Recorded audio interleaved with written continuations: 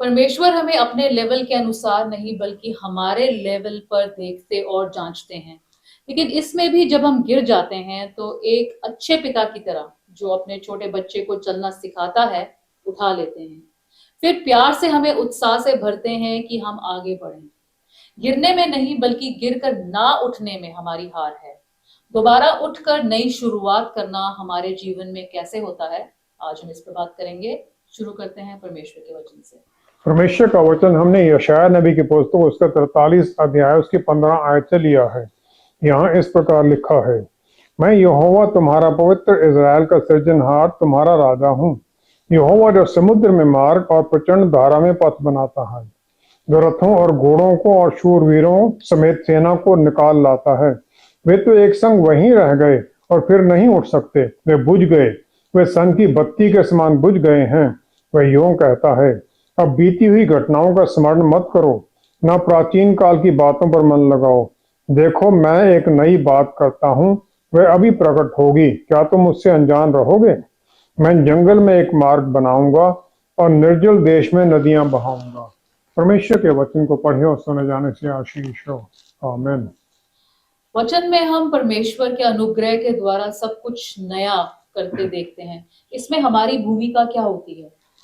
आदम और ईव के पाप के बाद में मॉरल स्टैंडर्ड इतना पतन हो गया कि उनका जो पहला पहलौठा पुत्र था काइन, उसने अपने ही छोटे भाई हावल का वध कर दिया और उसके बाद काइन की वंशावली शुरू हुई।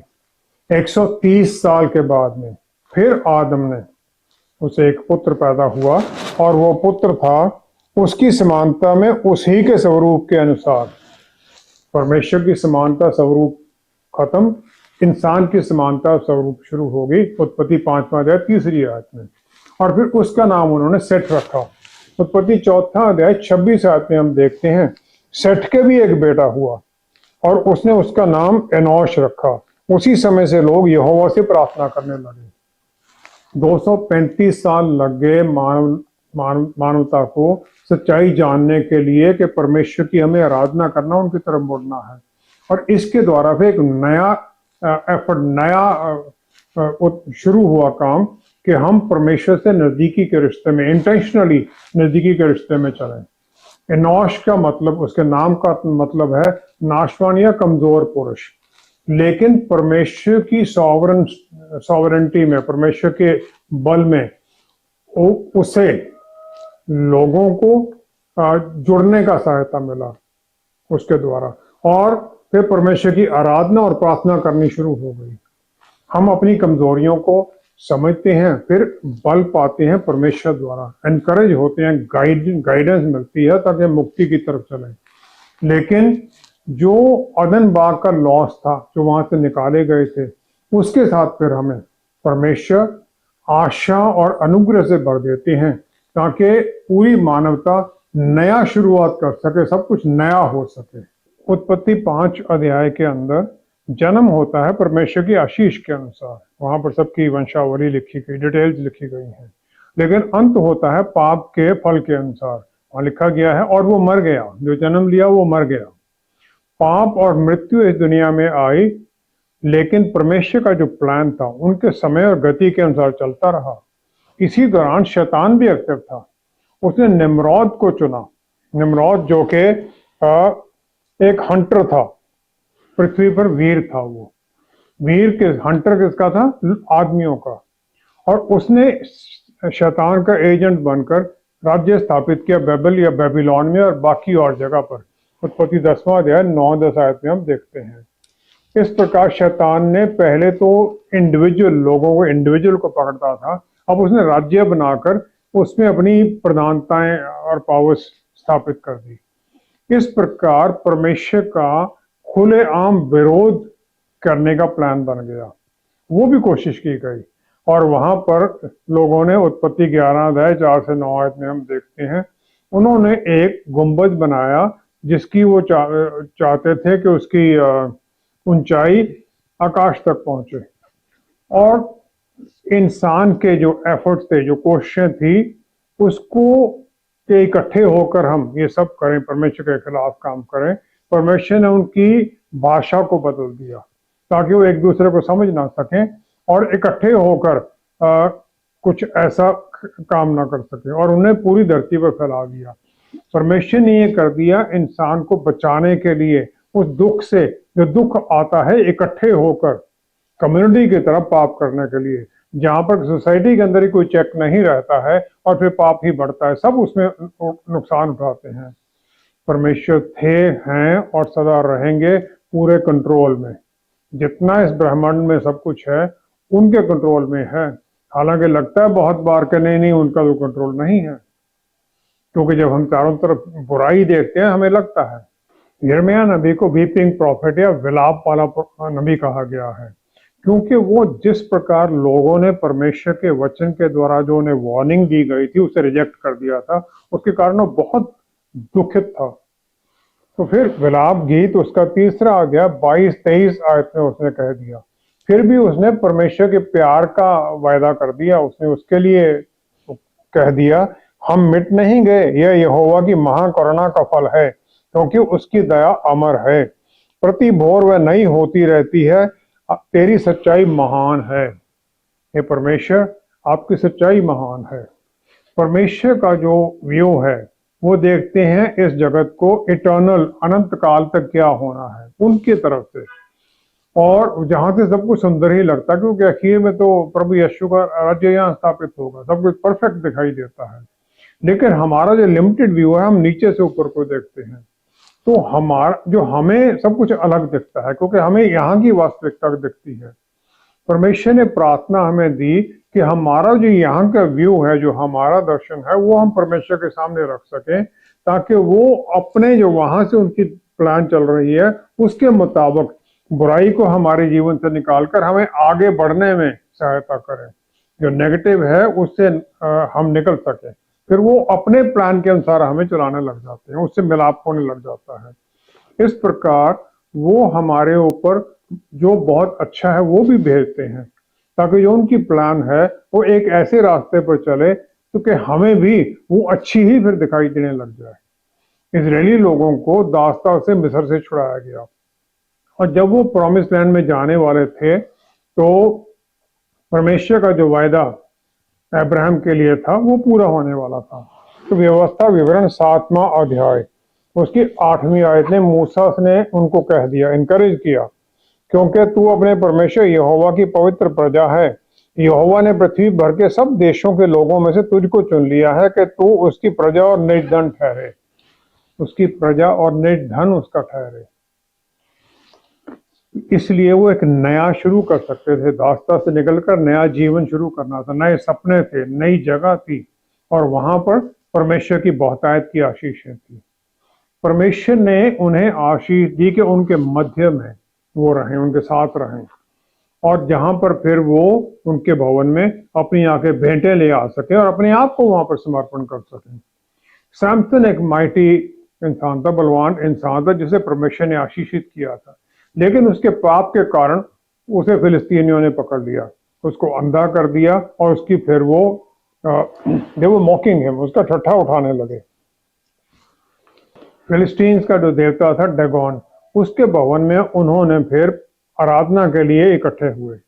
उन्होंने ये कह दिया, न्यायियों के पुस्तक 16 अध्याय 25 से 30 तक, उन्होंने कहा शमशान को बुलवा लो कि वह हमारे लिए तमाशा करे, उस बलवान इंसान को बुलाओ। सैमसन को 2 खंभों के बीच में खड़ा कर दिया गया जो उस भवन को सपोर्ट करते थे, ताकि उन्हें वो छू सकता था। फिर उसने परमेश्वर से प्रार्थना की, उसने कहा, हे प्रभु यहोवा मेरी सुधि ले, हे परमेश्वर अब की बार मुझे बल दे कि मैं फलिस्तियों से अपनी दोनों आंखों का एक ही पलटा लूं। तो उसने आगे प्रेयर कर दी, फलिस्तियों के संग मेरा प्राण भी जाए, कि मैं भी इनके साथ ही मर जाऊं, क्योंकि अंधा वो हो चुका था। और ये उसका फाइनल एक्ट था वहां पर, फिलिस्तियों को जो उसने मारा था पहले इजरायली के दुश्मन होने के कारण, उसका फाइनल एक्ट था। इस प्रकार आगे लिखा गया है 30 आयत में, इस प्रकार जिनको उसने मरते समय मार डाला, वे उससे भी अधिक थे जिन्हें उसने अपने जीवन में मार डाला था। More than that he killed through out his life, एक ही बार में उसने मार दिया वहां पर, क्योंकि सब उसके दागोन के भवन में इकट्ठे हो रखे थे। सब कुछ जानने वाले परमेश्वर ने उसे भी एक मौका दे दिया दोबारा, कि जो उसने गलतियां की थी अपने लोगों को की आशीष का कारण बने। और हमें भी वो मौका देते हैं, एक बार नहीं बहुत बार, ताकि हम मुड़े और उनकी महिमा करें, ताकि हम एक नया शुरुआत कर सकें। पूरी मानवता को नई शुरुआत दी प्रभु यीशु के आने के द्वारा, ताकि हम प्रभु यीशु में विश्वास कर कर उनके परिवार का हिस्सा बने, पापों की माफी पाएं, और उस मुक्तिदाता प्रभु यीशु के द्वारा फिर हम नया चांस पाकर परमेश्वर के साथ एक नए रिश्ते में चलना शुरू करें, अपना जीवन फिर दोबारा नए सिरे से शुरू करें। जब परमेश्वर हमें बार बार मौका देते हैं तो हम इसमें चूक क्यों जाते हैं? 1979 में मेरी पोस्टिंग नागालैंड में थी, एक रिमोट डिस्ट्रिक्ट मॉन। वहां पर मुझे एक पास्टर ने जून महीने में बाइबल भेंट की। मुझे पढ़ने का बहुत शौक है, और उस समय भी था, आज भी है, लेकिन मैंने वचन को पढ़ने की कोशिश ही नहीं की। लेकिन प्रभु यीशु ने, जिन्होंने ये कहा यूहन्ना 15:16 में, तुमने मुझे नहीं चुना, मैंने चुना है तुम्हें, मैंने तुम्हें निर्धारित किया है। मेरे पाप के रास्तों के बावजूद परमेश्वर का अनुग्रह बना रहा, उन्होंने मुझे छोड़ा नहीं, और कई जगह पर उन्होंने मेरी रक्षा ऐसे की, और फिर उन्होंने मेरी बुराई को एक अच्छे काम की तरफ मोड़ दिया, विश्वास में लाकर अपनी महिमा के लिए इस्तेमाल किया। दूसरा कुरिन्थियों 4 अध्याय 3-4 आयत में हम देखते हैं, जो मुक्ति का संदेश है गॉस्पेल का, वो उन लोगों के लिए क्लियर नहीं है, ना ही वो प्राप्त करते हैं जिनके मन इस युग के ईश्वर शैतान ने अंधे कर दिए हैं, ताकि जो रोशनी है प्रभु यीशु के वचन की, मसीह जो परमेश्वर का प्रतिरूप है, उसके तेजोमय सुसमाचार का प्रकाशन पर न चमके। उनकी आंखें अंधी कर दी हैं। दूसरा शमूएल 12 अध्याय 13-14 आयत में हम देखते हैं, राजा दाऊद ने सिर्फ बातशीबा के साथ पाप ही नहीं किया, बल्कि उसके पति उरिया को लड़ाई में आगे कर दिया ताकि वो मर जाए। लेकिन जब नाथन नबी ने उसे कन्फ्रंट किया तो उसे अपना पाप समझ आ गया, और उसने ये कह दिया फिर कि मैंने यहोवा के विरुद्ध पाप किया है। नाथन ने दाऊद से कहा, यहोवा ने तेरे पाप को दूर किया है, तू ना मरेगा, पाप तो तेरा माफ हो गया है। लेकिन उसने आगे नबी ने कह दिया, तूने जो इस काम के द्वारा यहोवा के शत्रुओं को तिरस्कार करने का बड़ा अवसर दिया है, you have given a great occasion to the enemies of the Lord to blaspheme. हम इस प्रकार परमेश्वर की जो पीछे चलना है उसमें मिस कर जाते हैं।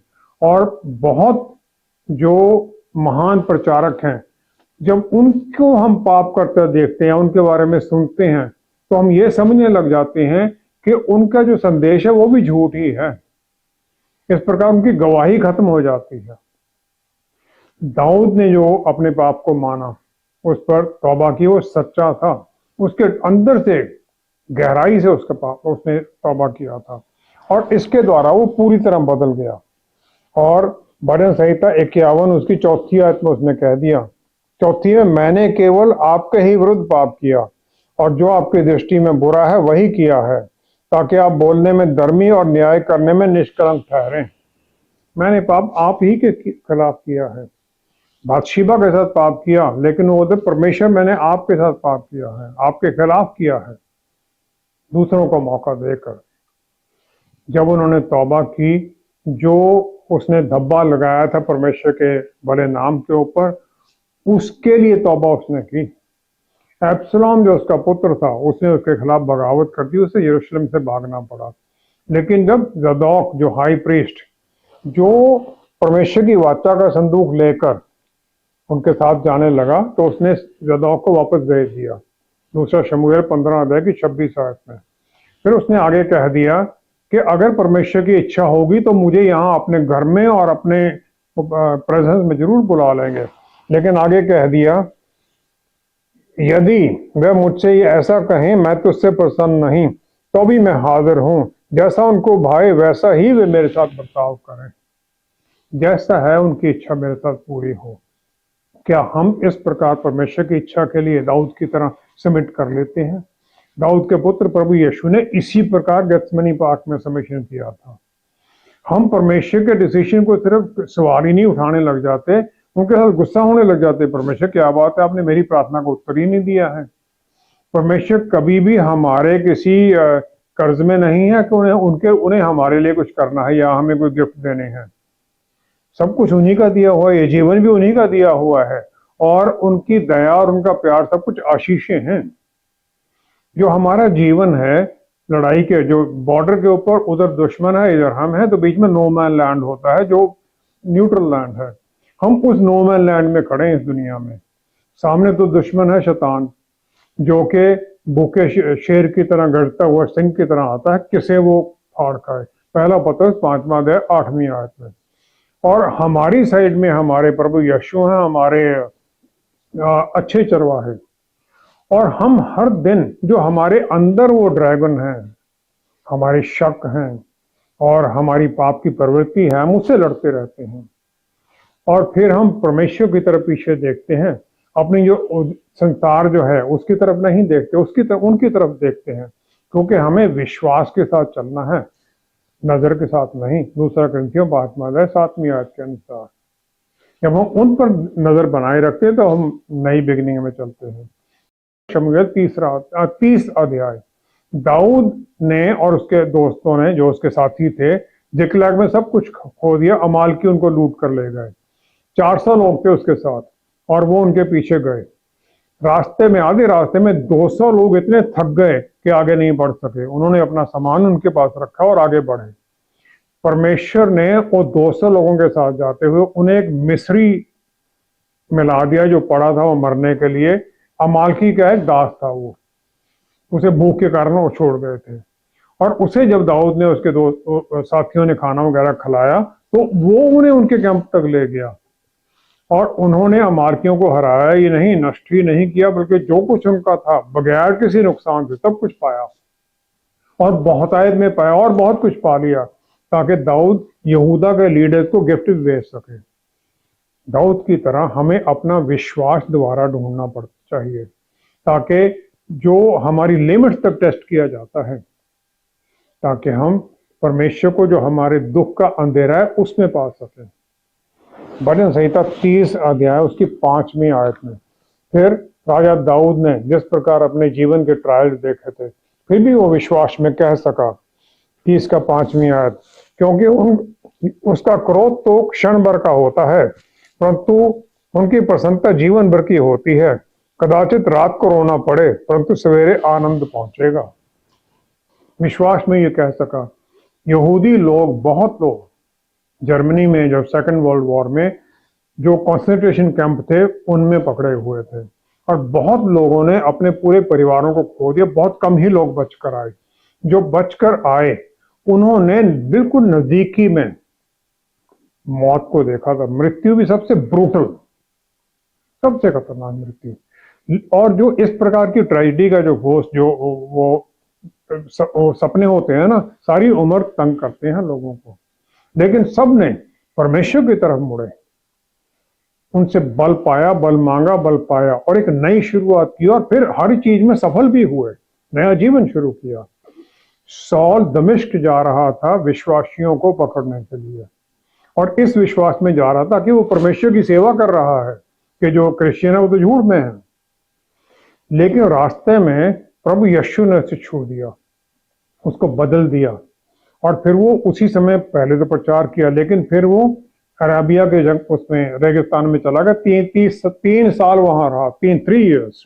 गलाशियन 21:13 में गमालियल जो उस समय का महान टीचर था, सनहेड्रिन का मेंबर था, उसने उसे पुराना नियम सब कुछ सिखाया था। लेकिन वो 3 साल बियाबान में पवित्र आत्मा परमेश्वर द्वारा उसने सब कुछ नया सीखा और फिर उस प्रकार वचन की सच्चाई समझकर वो फिर प्रभु यीशु के बारे में बताने लगा। यिर्मयाह नबी और बाकी चेले, 12 के 12 चेले, बहुत लोग परमेश्वर द्वारा चुने गए हैं। इसलिए नहीं कि उन्होंने अपने जीवन में कोई बहुत कुछ किया था, लेकिन इसलिए कि परमेश्वर उनके द्वारा क्या करते हैं। हम भी विश्वासी चुने गए हैं, हमारे पाप की प्रवृत्ति के बावजूद भी हमें एक नया मौका दिया गया था कि हम दोबारा शुरू कर सके, उनकी धार्मिकता में शुरू करें। यशायाह नबी की पुस्तक पहला अध्याय उसकी 19 आयत में, यशायाह नबी की पुस्तक पहला अध्याय 19 आयत में परमेश्वर ने ये कह दिया हमें, परमेश्वर ने कह दिया यदि तुम आज्ञाकारी होकर मेरी मानो तो इस देश के उत्तम उत्तम पदार्थ खाओगे। अगर आज्ञा में हम चलते हैं तो जहां पर भी परमेश्वर ने हमें रखा है, हमें वो बहुत आयत देते हैं, सब कुछ बल अच्छी चीजें देते हैं। पहले हमें उस जगह पर लेके जाते हैं वो, और फिर हमें बल देते हैं, रास्ता दिखाते हैं, नई अपॉर्चुनिटी देते हैं, बुद्धि देते हैं ताकि हम सही चुनाव करें और सफल हों।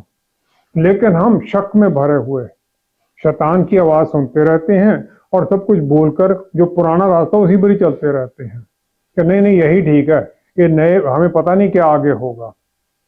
हम विश्वास से चलना है, जो दिखाई देता है उसके अनुसार नहीं चलते हैं हम। लड़ाई का पहला प्रिंसिपल ये है, जहां फेल हुए हैं उसके ऊपर और मत झोंको, नया रास्ता ढूंढो शत्रु को हराने का। परमेश्वर हमें नए रास्तों पर लेके जाते हैं, बल देते हैं, रीइंफोर्स करते हैं, ताकि तरह तरह की जो हमारे सामने ताकते हैं आत्मिक और दुनियावी, उनका सामना हम कर सकें। यूसुफ को दास बनाकर बेच दिया गया, और लेकिन जो याकूब उसके पिता ने उसे सिखाया था धर्मी जीवन के बारे में, उस पर बना रहा वो। उसके साथ कोई भी नहीं था, मिस्र में अकेला था, ना कोई चेक करने वाला ना कोई देखने वाला, तो वो पोतीफर की पत्नी की बात को मान सकता था। लेकिन उत्पत्ति 39 अध्याय की 9 आयत में उसने पोतीफर की पत्नी को कह दिया, सुन, जो कुछ इस घर में है मेरे हाथ में है, उसे मेरा स्वामी कुछ नहीं जानता, और उसने अपना सब कुछ मेरे हाथ में सौंप दिया है।